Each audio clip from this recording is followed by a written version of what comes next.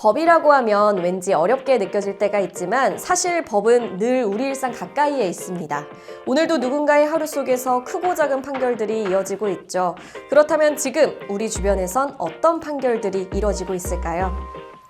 누구나 궁금해할 판결을 쉽고 재밌게 풀어보는 시간, 여기는 판결 온에어입니다. 안녕하세요. 판결 온에어 MC 김민솔입니다. 오늘도 다양한 판결 이야기를 통해서 우리 삶과 맞닿아 있는 법 이야기를 좀 나눠볼 텐데요. 그 이야기를 함께 해주실 우리 변호사님 모셨습니다. 네, 안녕하세요. 네, 안녕하세요. 반갑습니다. 변호사 양나라입니다.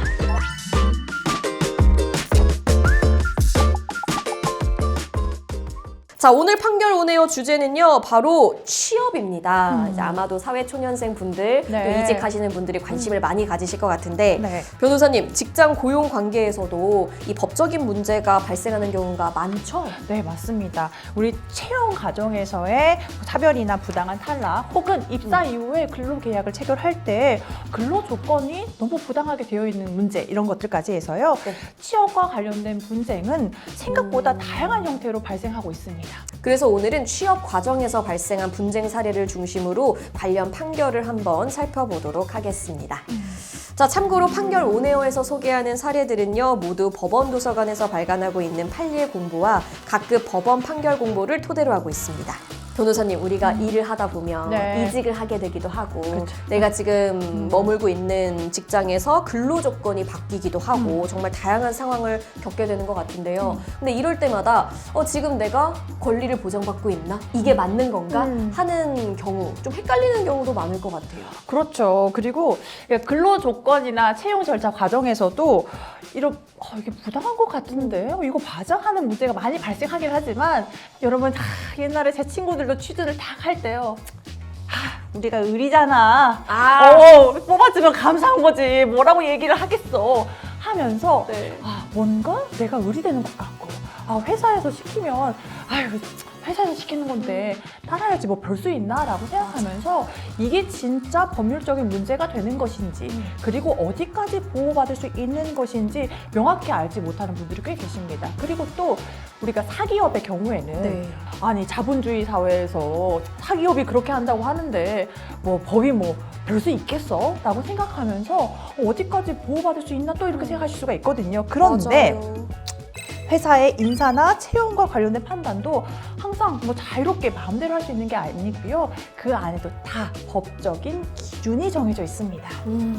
프리랜서인 저조차도 네. 회사 결정이라고 하면 네. 거기서 이제 급여를 말해주시면 네. 알겠습니다. 그죠. 이렇게 좀 따라야 되는 네. 그런 입장도 있었는데, 자, 그렇다면 이번 사건에서는 과연 어떤 상황에서 문제가 발생했는지 한번 자세히 살펴보겠습니다. 네. A씨는 기존 용역업체에서 약 8년 넘게 근무해온 근로자로 업체 변경에 따라 새로운 회사와 근로계약을 체결하게 됩니다. 이 과정에서 3개월의 수습기간이 설정됐고, 이 기간 동안 평가를 거쳐 본채용 여부가 결정되는 구조였는데요. 그런데 A씨는 어린 자녀를 양육하고 있는 상황에서 새로운 회사로부터 기존과 달리 이른 시간대 근무와 공휴일 근무를 요구받게 됩니다. A씨는 육아 사정을 이유로 이를 따르기 어렵다는 입장을 밝혔고, 결국 이러한 근무 불이행이 평가에 반영되면서 본채용이 거부되는 결과로 이어졌습니다. 네. 일단 A씨가 어떤 상황에 있었는지 좀 더 구체적으로 살펴볼 필요가 있는데요. 네. A씨는 만 1세 그리고 만 6세의 어린 자녀를 키우고 있었고요. 기존 직장에서는 이런 상황을 다 고려해서 이른 시간대에 근무는 면제받고 공휴일에도 근무하지 않는 방향으로 근무를 해왔습니다. 네. 그런데 고용승계로 회사가 바뀐 거예요. 여러분, 고용승계로 회사가 바뀌었다는 게 무슨 말인지 모르실 수가 있어요. 네. 그런데 이 고용승계로 회사가 바뀌었다는 것의 의미는요, 우리가 평소에 생활하는 회사 공간 그리고 업무는 바뀌지 않았어요. 그런데 사업주가 바뀌면서 제가 새롭게 사업을 운영하게 됐는데요, 이전에 계셨던 근로자들 그대로 이어받아서 운영을 하겠습니다 하는 것이 고용승계예요. 그래서 A씨 입장에서는요, 나는 기존에 똑같은 회사에서 같은 업무를 하고 있는데 예전에는 그렇게 있었지만 저는 아니지는 안 돼요. 이른 시간대 근무하셔야죠. 공휴일에 근무하셔야죠 하면서 근무하는 조건이 바뀌게 된 것입니다. 그런데 이전에도 육아 때문에 좀 이해를 해준 상황이었는데 인수인계가 네. 좀 안 된 건지 이 불가피한 사정이 있음에도 감점을 주면서 본 채용이 거부가 된 거죠, 지금은? 네, 맞습니다. 그래서 A씨가 네. 이전에는 나의 이런 근로 조건을 고려해서 특수하게 근무 환경이 조성되었었는데 회사가 바뀌면서, 즉 사장님이 바뀌면서 네. 갑자기 이전과 다른 근무 조건을 요구했고 저는 자녀를 육아하느라 그렇게는 근무할 수 없습니다 라고 의견을 밝혔더니 네. 그래? 감점, 본채용 탈락 이렇게 된 상황이 과연 정당한 것인지가 핵심 쟁점이 되었습니다. 그렇군요. 뭐 회사도 직원들의 입장을 뭐 100% 봐줄 수는 없을 것 같긴 하지만 근데 네. 또 한편으로는 어린아이를 키우는 근로자 입장에서 그 시간에 나오는 게 사실상 쉽지 않으니까 네. 누구의 편을 들어줘야 되는지 좀 헷갈리는데 법원의 판단은 어땠을까요? 일단 결론부터 말씀드리자면 네. 대법원에서는요, 회사의 본채용 거부가 이거 정당한 거 맞는지 다시 한번 판단해 볼 필요가 있다고 보았습니다. 그럼 이 채용 거부를 한다는 게 문제라고 본 거네요. 네, 맞습니다. 대법원은 이번 사건에서 단순히 근태 문제만 볼 것이 아니라 이 회사가 A씨에게 일과 가정의 양립을 위한 배려 의무를 다했는가를 살펴보았습니다. 남녀 고용 평등과 일, 가정, 양립 지원에 관한 법률이 있는데요. 네. 여기에서는 사업주가 만 8세 이하 그리고 초등학교 2학년 이하의 자녀를 둔 근로자에게 근로시간 조정 또는 업무 방식을 배려하는 방법을 통해서 육아를 지원하기 위한 노력을 다해야 된다라고 정하고 있습니다. 그래서 육아로 인해서 발생하는 책임을 당신이 나갔으니까 혼자 책임져야지 이게 아니라 회사에서도 자녀를 육아하면서 근무를 이어나갈 수 있도록 일정 부분 고려하고 배려해야 된다는 취지인 것인데요. 네. 이 사건 회사에서는요, 기존 근무 형태에서 달라진 조건을 적용하면서도 이 A씨의 육아 환경이라든지 그리고 기존에 이런 식으로 근무를 해왔으니까 이런 대안을 혹시 마련해보는 게 어떨까요? 라고 어떤 방법을 강구하는 것 없이 감점, 해고 이렇게 처리를 한 것이 네네. 부당한 것으로 본 것이죠. 그리고 또 A씨가 한두 달 일했던 게 아니에요. 만약에 신규 근로자여서 저 신규 근로자인데요. A 써서 안 되겠어 이렇게 하면 문제가 될 수 있겠지만 그렇죠. A씨는 이미 기존 직장에서 8년 동안 근로를 해왔던 것이에요. 그렇기 때문에 이렇게 8년 동안 장기간 근속을 하면서 업무를 했다면 A씨의 상황을 좀 더 구체적으로 볼 필요가 있다고 본 것이죠. 네. 네, 그렇죠. 결국 이 사건은 일을 하는 것 그리고 가정을 돌보는 것이 근로자 개인의 책임으로만 남는 것이 아니라 이제는 회사도 함께 고려하고 조정해야 된다라는 문제점을 보여준 사례였던 것 같습니다.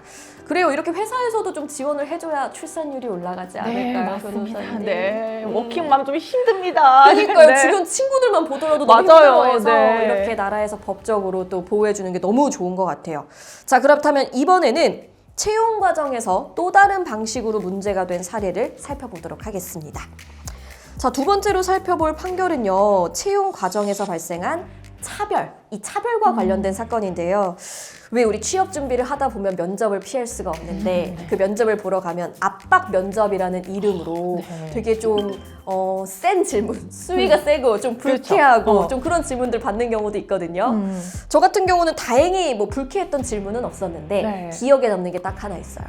저한테는 질문을 거의 안 하시고 다른 면접자에게만 질문을 하는 거예요. 거의 내정된 네, 것처럼. 네. 그래서 나는 그냥 여기서 들러린가 하는 좀 그런 불편함이 있었어요. 그 정도의 사례들 각자 다들 있으셨을 것 같아요. 그렇죠. 근데 이 압박 면접이라는 게 사실 예전에는 뭐 당연히 통과 의뢰처럼 이거 못 견디면 회사 생활 견딜 수 있겠어? 이런 것처럼. 맞아. 그래서 드라마에서도 많이 묘사되잖아요. 뭐 아버님은 뭐 하시나? 아버님이 그거 그렇게 일을 하시는데 뭐 어떻게 뭐 학교는 괜찮았어? 전혀 직무와 관련 없는 맞아. 이야기를 하면서 그게 마치 당연한 것처럼 했었는데 여러분 그러면 되겠습니까? 아니죠. 우리 면접이라는 것 자체가 직무 능력과 적합성을 확인하는 절차이기 때문에 그 과정에서도 분명히 지켜져야 할 기준이 있는 거죠. 맞습니다. 자, 그렇다면 이번 사건에서는 면접 과정에서 어떤 점이 문제가 됐는지 한번 살펴보도록 하겠습니다. 자, A씨는 장애인 구분 모집 전형에 지원해 필기시험에 합격한 뒤 면접시험에 응시하게 됩니다. 면접 과정에서 A씨는 지원 동기나 직무 관련 질문뿐 아니라 장애의 유형, 약 복용 여부 등 직무와 직접적인 관련이 없는 개인적인 질문도 함께 받게 되는데요. 이후 A씨는 추가 면접까지 진행했지만 최종적으로 불합격 처분을 받게 됐고 이에 해당 처분이 부당하다며 소송을 제기하게 됩니다. 네, 이 채용 과정 전체를 한번 들여다볼 필요가 있는데요. 네. 일단 A씨는 장애인 구분 모집 전형에 지원을 해서 필기 시험을 받고 통과를 했습니다. 그래서 이후에 면접 대상자가 됐습니다. 얼마나 떨렸겠어요. 근데 최초로 이루어진 첫 번째 면접에서요. 지원 동기나 직무 관련한 질문도 있었어요. 그런데 중요한 점은 장애인 유형이 뭔가요? 아니 뭐 그 등록은 되어 있나요? 약은 드세요? 약은 몇 번 드세요? 이런 거 있잖아요. 직무와 관련 없는 질문이 있었던 거죠. 내가 이거까지 대답을 해야 되나? 좀 이런 생각이 들 수가 있는데 이 첫 번째 면접을 받은 이후에 추가 면접 대상자로 선별이 됐어요. 그래서 두 번째 면접이 이루어졌는데 그때 당시에는 직무와 관련된 질문 위주로 면접이 진행됐습니다.